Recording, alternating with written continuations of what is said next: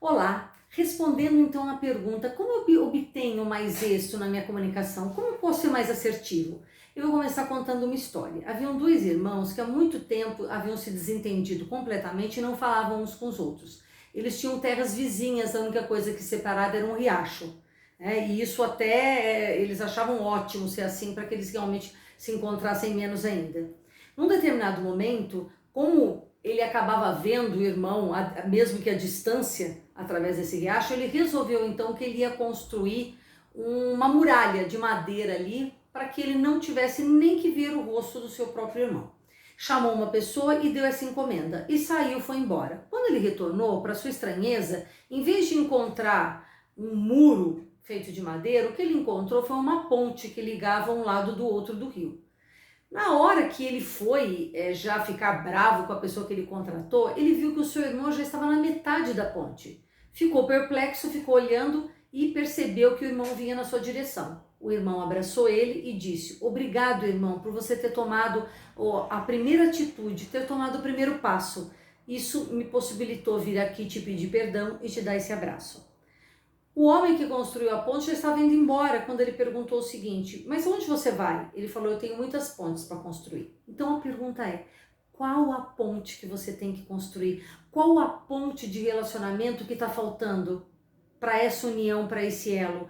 É com os seus pares no trabalho? É com a sua liderança? É com a pessoa com que você convive no dia a dia, na família?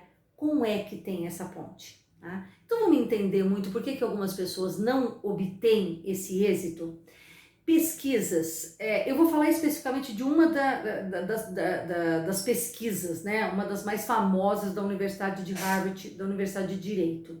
Mas existem muitas outras que compõem vários estudos que foram feitos sobre a questão do diálogo. E eles perceberam que os mesmos erros eram cometidos por pessoas diferentes. Então, independente de quem você é, independente de como as pessoas eram, elas cometiam os mesmos erros, ou seja, caíam nas mesmas armadilhas. Então vamos ver quais são? Todo diálogo tem 3 diálogos dentro dele. Tá? O primeiro diálogo é o diálogo do que aconteceu. O segundo é o diálogo dos sentimentos e o outro é o diálogo da identidade. Vamos entender um pouquinho mais sobre eles e depois eu vou falar um pouco mais sobre o diálogo dos sentimentos, tá? Que é o tema de hoje. O diálogo do que aconteceu, ele tem 3 elementos dentro deles. O primeiro deles é: eu tenho uma verdade e eu tenho uma ideia do que é, eu tenho uma percepção de uma determinada coisa e eu quero que ela seja feita desse jeito. E não entendo, não compreendo porque o outro tem uma visão diferente. É o que eu digo da verdade absoluta. A pessoa tem uma verdade e ela não entende a verdade do outro, às vezes nem procura entender a verdade do outro, ok? Bom, o segundo ponto é da julgamento. Eles perceberam que a maior parte de nós julga a intenção do outro. Ah, ele não fez tal coisa ou fez tal coisa para me provocar. Ele fez porque ele quer me ofender. Ele fez porque ele quer arranjar briga. Ele fez, quer dizer, fica julgando. E eles perceberam que muitas vezes, muitas mesmo, não eram verdade aqueles julgamentos. Estavam só na mente de quem imaginava. O terceiro elemento é a culpa. Você ou se culpa por as coisas não darem certo, a culpa foi minha, ou você culpa o outro por as coisas não terem sido resolvidas. Então isso tudo está no diálogo do que aconteceu. Depois do diálogo dos sentimentos, toda conversa, toda comunicação tem sentimento envolvido. Não tem como você dizer que não tem, sabe, que isso não acontece. Não, ele está presente, ele está lá. O sentimento. Qual o sentimento? Cada um vai ter um. De ansiedade, de medo, de alegria, de tristeza, não importa. Tem o sentimento que está lá presente. E por último, o diálogo da identidade.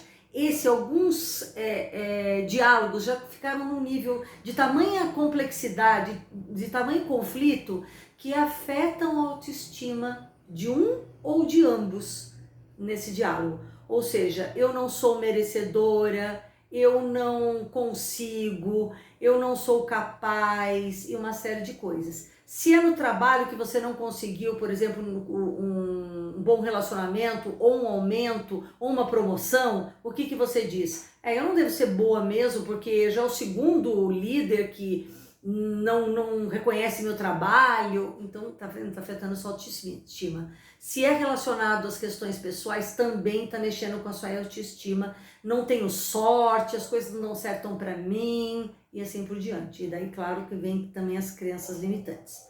Bom, vamos voltar agora a falar especificamente da questão do diálogo dos sentimentos. Você sabe qual é a diferença entre emoção e sentimento? Bom, se você não sabe, eu vou te contar. A emoção é uma reação química, orgânica do organismo, tá? Que você, com muito treino de meditação, uma série de coisas, você pode até controlar melhor, mas normalmente ela é muito espontânea, a sua, né? Aquela reação química que acontece no diálogo, né? E que daí o suor, subpressão, e daí são vários sintomas que podem acontecer na hora com relação ao diálogo. O que é o sentimento? O sentimento é um nome que você empresta, né? Racionalmente você dá um nome para aquele sentimento.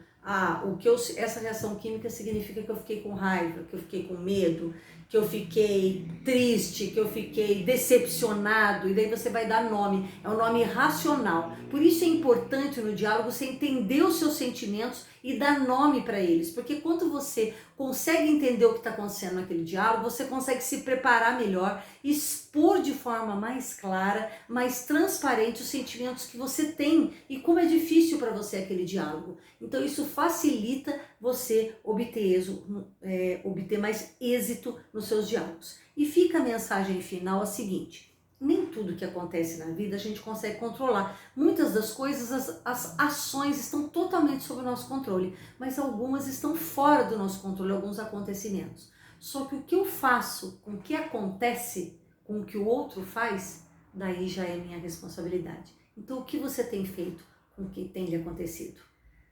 Nos próximos vídeos darei mais dicas que vão ser úteis para você obter mais êxito nas suas comunicações. Até mais!